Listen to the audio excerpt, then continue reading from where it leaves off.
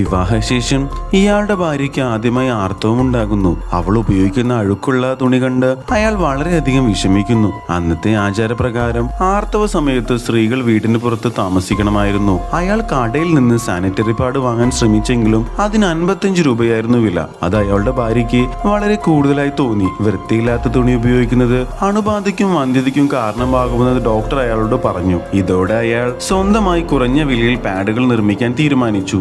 എന്നാൽ അയാൾ നിർമ്മിച്ച ആദ്യകാല പാഡുകൾ പരാജയപ്പെട്ടു. ഇത് അയാളുടെ ഭാര്യയ്ക്ക് നാണക്കേടുണ്ടാക്കി. സ്ത്രീകളുടെ പ്രശ്നങ്ങളിൽ അയാൾ ഇടപെടുന്നത് ഗ്രാമവാസികൾക്കും കുടുംബത്തിനും ഇഷ്ടപ്പെട്ടില്ല. അവർ ഭ്രാന്തനെന്ന് അയാളെ വിളിച്ചു. അയാൾ ഉണ്ടാക്കിയ പാഡ് പരീക്ഷിക്കുന്നതിനായി ഒരു ഫുട്ബോൾ ബ്ലാഡറിൽ രക്തം നിറച്ച് തന്റെ അടിവസ്ത്രത്തിൽ ഘടിപ്പിച്ചു പരീക്ഷണം നടത്തിയെങ്കിലും അത് പരാജയപ്പെടുകയും ആളുകളുടെ മുന്നിൽ അയാൾ നാണം കെടുകയും ചെയ്യുന്നു. ഇതിനെ തുടർന്ന് അയാളുടെ ഭാര്യയെ അവളുടെ സ്വന്തം വീട്ടുകാർക്കൊപ്പം പോവുകയും അയാൾ ഗ്രാമം വിടുകയും ചെയ്തു. പാഡ് നിർമ്മാണത്തിന് സെല്ലുലോസ് ഫൈബർ ആവശ്യമാണെന്ന് ഒരു പ്രൊഫസറുടെ വീട്ടിൽ ജോലി ചെയ്തുകൊണ്ട് ഇന്റർനെറ്റിലൂടെ അയാൾ മനസ്സിലാക്കി. കോടിക്കണക്കിന് രൂപ വിലയുള്ള യന്ത്രത്തിനു പകരം ലളിതവും വില കുറഞ്ഞതുമായ യന്ത്രങ്ങൾ അയാൾ സ്വയം ഉണ്ടാക്കി. ഒരു പല്ല് ഡോക്ടറുടെ അടുത്ത് കണ്ട ഉപകരണം ഉപയോഗിച്ച് പാഡുകൾ അണുമുക്തമാക്കാനുള്ള വിദ്യയും അയാൾ കണ്ടെത്തി. ഒരു പെൺകുട്ടിയുടെ സഹായത്തോടെ അയാൾ ഡൽഹിയിലെ ഒരു കണ്ടുപിടുത്ത മത്സരത്തിൽ പങ്കെടുക്കുകയും life changing innovation of the year award നേടുകയും ചെയ്തു. അമിതാഭ് ബച്ചനാണ് അദ്ദേഹത്തിന് പുരസ്കാരം നൽകിയത്. പണം സമ്പാദിക്കുന്നതിനേക്കാൾ ഉപരിയായി സാധാരണക്കാർക്ക് കുറഞ്ഞ വിലയിൽ പാഡ് എത്തിക്കുന്നതിലാണ് അയാൾ ശ്രദ്ധ കേന്ദ്രീകരിച്ചത്. അയാളും ആ പെണ്ണും ചേർന്ന് സ്ത്രീകളെ യന്ത്രങ്ങൾ പ്രവർത്തിക്കാൻ പഠിപ്പിക്കുകയും അവർ തൊഴിൽ നൽകുകയും ചെയ്തു.